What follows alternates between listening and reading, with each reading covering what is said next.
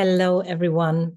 My name is Angela, and in this video, I want to talk with you about the beauty of the soul. I'm really, really passionate about the soul, and I want to share with you here how my journey of the soul started and what I understand as the soul, and also what I offer today in regards to the soul.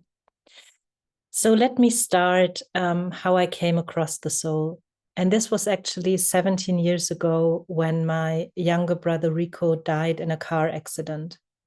He was 19 at the time and I was 23. And of course, it felt way too early for him to leave this physical plane and for me missing my brother in this lifetime by my side. So it was a real shock when that happened. And also the first time I was really confronted with death in my family. And at the same time, there was somehow a deeper knowing within me that this cannot be all, that it cannot be the end. And especially it cannot be the end of the love that I felt and still feel for him. So there is also this nice saying that love doesn't have an end and love will never die. And I could feel this so deeply in my system that I felt, okay, where should all this love go? It cannot just disappear. It cannot just be the end because he's not here anymore. And this was the start of my own spiritual journey. And first of all, I read so many books about near-death experiences and what people were describing happens after death. And I was so interested in everything that we cannot see and grasp, but that is still existent. Until one day, my mother called me and told me that she had booked a session with a medium and she wants to get in touch with the soul of my brother. And I do remember at that time that there was one part of me who was really curious and really joyful because I felt, oh my God, this could be the opportunity to talk to him. And there was also another part who was a little bit worried about my mom because she was really unstable at that time. And I thought, okay, whatever this woman is going to tell her, she will believe it because she's so desperate to get any kind of information.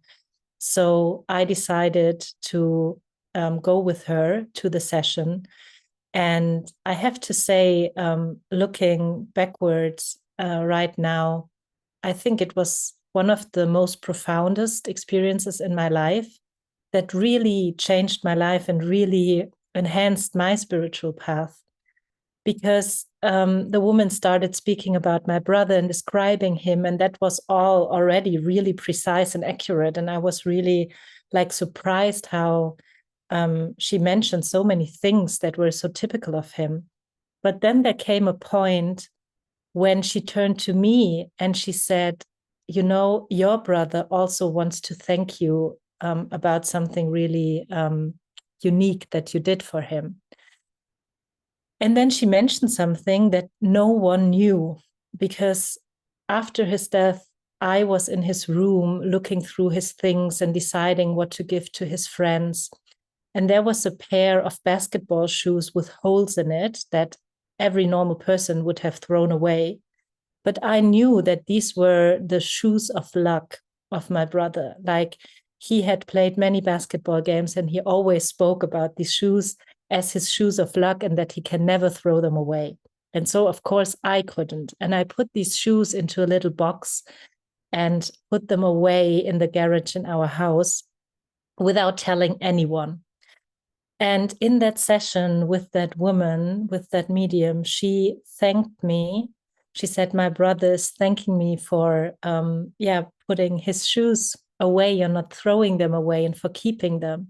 And this was such a evidence to me that she really speaks to him, that he's really there, that he was with me all the time. That I burst into tears. And I really, from that moment on, had no doubt at all anymore that we are still in touch and still connected. And so it actually was the start of me also connecting myself to the soul of my brother and starting, just talking to him. And at some point I heard a voice. I heard words, like words came into my mind, and I was thinking, are these my thoughts, or is this really him? But then I asked him questions, and like the style, how I received the answers was truly him, like with all his humor and his own unique way of how he spoke, and also the content of what he told me. Like I could have never come up with all these things. So I was really clear that these are not my thoughts, that this is really him. And then I also started doing lots of trainings in readings, in understanding the soul. And one of my mentors and teachers was Gary Zukav. And I want to share with you how he looks at the soul, because I love his metaphor. And he tells this little story that you can imagine a fleet of ships in the ocean. And there is one big ship at the front, the mothership. And all the other ships are more like little boats. And the mothership is your soul. And you, in this lifetime, you are one of these little boats. And the mothership knows why you're in the water. The mothership knows the direction you're sailing towards. The mothership knows where to sail when there is stormy weather.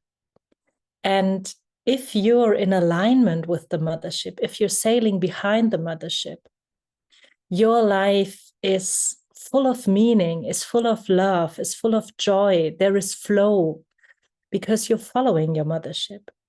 And of course, you can also decide to not do that and to sail into a different direction, but then the waters will be rough. There might be more suffering in your life. So sailing in alignment with your mothership is really living a life in alignment with your soul. And for me, my life is all about alignment with my soul and supporting other people to align with their soul. Because to me, the soul is also our deepest essence. It's our light. It's the energy that was already there before this lifetime and that will be still there after this lifetime.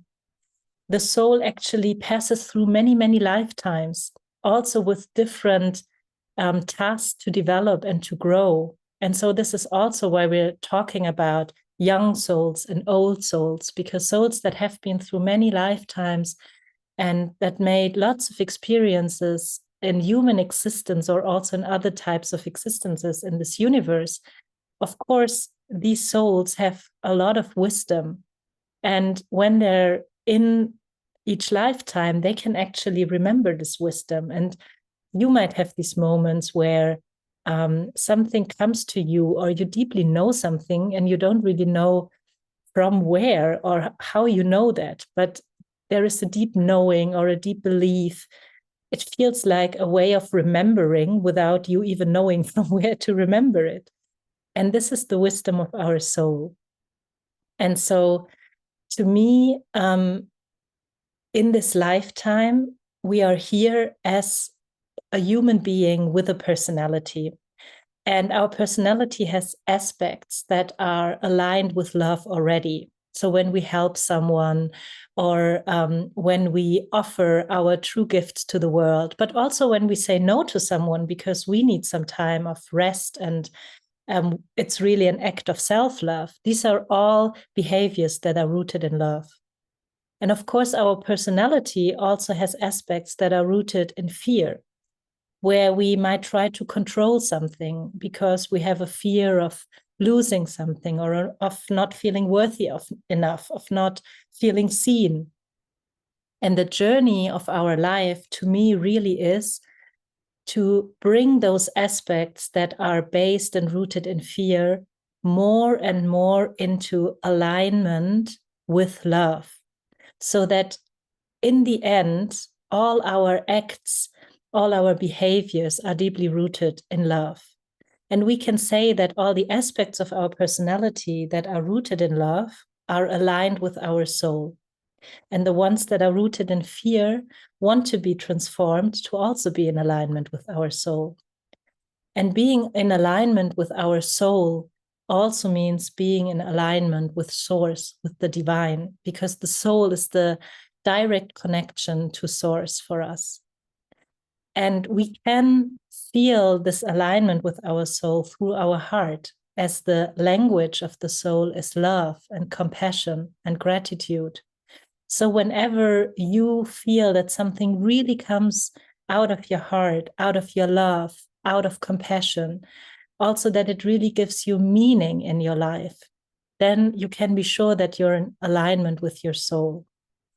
And I conduct soul readings nowadays to support people to really feel the energy of their soul, to get an understanding and a feeling of their soul essence, of their purpose of the soul, why they are here, what they are here to give, and where they are already in alignment with the soul, and where there are aspects in their life that are not in alignment that want to be transformed.